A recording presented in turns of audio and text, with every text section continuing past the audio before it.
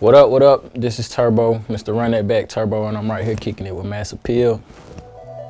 Run that back, Turbo.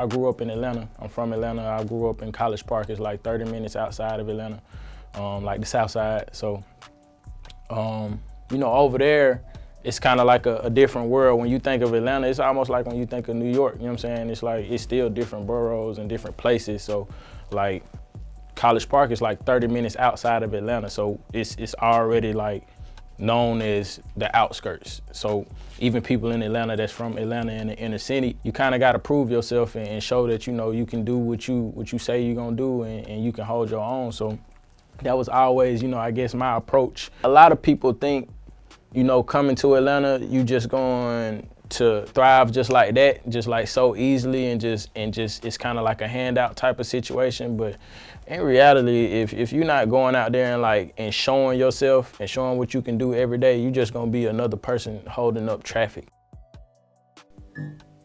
It's been embraced and welcomed on a huge scale, you know what I'm saying? Like, people don't even know, and I don't just try to name drop and just do the most, but like Tip was one of the people that helped me a lot, you know what I'm saying? Like mentally and just like, was just showing me shit other than the South Side of Atlanta, you know what I'm saying? Like, he showed me a lot, so, and he always embraced me as well as like a lot of just people, even Metro, you know what I'm saying? Like, they always embrace, home team and hometown and just people that's coming up. I took that like, okay, I'm on the right path, I'm cool. Like, they embracing me, it's not like I don't want you to be around me or I can't tell you nothing or you're not finna tell me I'm doing good, when you really don't have to. Like, you got shit to do, you know what I'm saying? Like, you got places to be and people to see. Like, you don't have to tell me and stop and tell me that I'm doing good. Even with me, I try to give it back, you know what I'm saying? Because I know how much it meant to me, even on a small scale, just saying you doing good or this beat hard or, when I see you, it's what's up. It's not you ignoring me and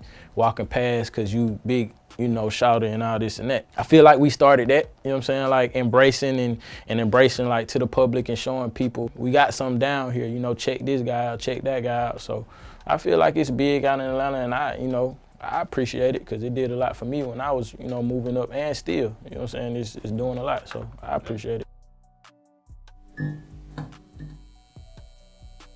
At the time, we was working at DARP, and he was like the manager at DARP. So he'll call me like an hour before the session, like, yo, they trying to work, can you come? And it's like, hey, yeah, I can come. I stop everything I'm doing, you know what I'm saying, and come. And I think it'll be like a big thing going on, and they'll just be savage there, you know what I'm saying? And then Metro will come, and it'll just be them two, and they're taking it serious. Like, they both sitting for hours in front of this screen, and they thinking of ideas, and they going over music, and they taking it serious. So at that point, they was already known and notable, and had their name in the game, but they still spending hours on hours in the studio, even with all the fame and money and all this shit that come with this shit. So I'm like, okay, if they still doing this, then I can't be playing, you know what I'm saying? Like, I can't be out here thinking like, this shit a game. I really gotta work 2 times harder than them because they already up. So that's kind of like the mindset that I got just watching them two work and just being in them sessions and being there all them hours and shit, different times of the day, like work ethic. And you go even like a step further with your work ethic, like I'm gonna be the last one leaving the studio. So that's a whole nother thing that speaks for itself, but that's something that you gotta show. You can't like just say, yeah, I'm the hardest working. It was always my goal to prove it, you know what I'm saying, and not really say it. I wanted my work to kind of speak for itself. Thug is like one of those people that's gonna stay in the studio for a week, and that's just where he at and he working. So, maybe for maybe 5 or 6 months, on and off, I was just kind of going to the studio, and first you kind of notice that this face, and you notice, what I'm saying, he pulling up it with Weezy, and then it just so happened they started coming to my studio, the studio that I was working at, and that's kind of like how our relationship just got better and better, and we just started working and just, collabing on different stuff. It was organic.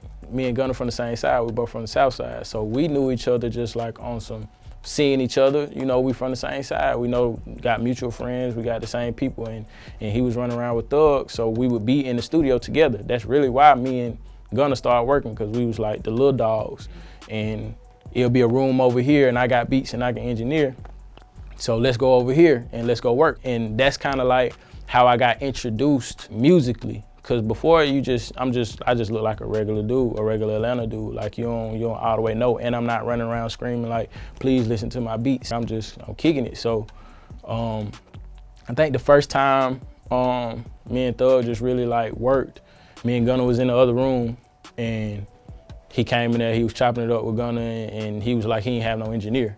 So he wanted me to come and basically engineer. Gunna was kind of in his ear and telling him like, you know, playing his music. And of course he gonna ask who made the beat or he made the beat.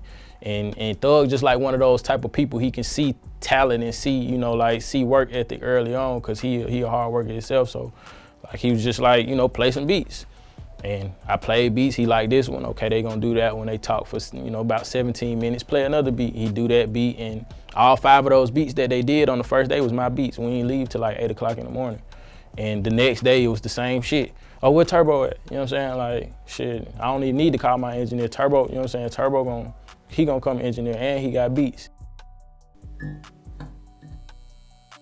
You know, first and foremost, didn't want to be like anybody, you know, from the beginning. I didn't want to be like anybody. I wasn't the type making type beats. I never was on that type of shit. So just growing up, I always like acoustics and like soulful music and just neo soul type shit. So I just kind of like incorporated that into my music, and it wasn't even to make it my sound. You know what I'm saying? That's just like what I like to hear. Like I like guitars, I like soft pianos and, you know, just different real music. And I just kind of incorporated that with my drums. And I think people reacted to it so well and so fresh is because it wasn't going on and that wasn't a thing to do. It just so happened, you know, my people and Gunna and just Thug and a lot of people, they like that shit. And I wasn't knowing that, you know, I'm creating a sound. It's just like, I'm doing what I like to do. It's from the heart. We just kind of approached it just like with a different type of mindset, an album type of mindset, an epic type of mindset. Just like the water and, you know, the waviness, you know, Weezy, he called himself like Weezy the Wave. It was one of those type of projects with a theme. We never did that before, you know what I'm saying? We never even thought to do that. We just putting out music and then Ebony came with her idea, well, let's do it like this way.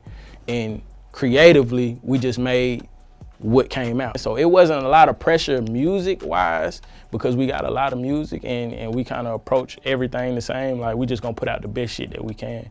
It's not no, damn, it's just, we just finna put out the best shit we can and we finna make it sound the best way that we can.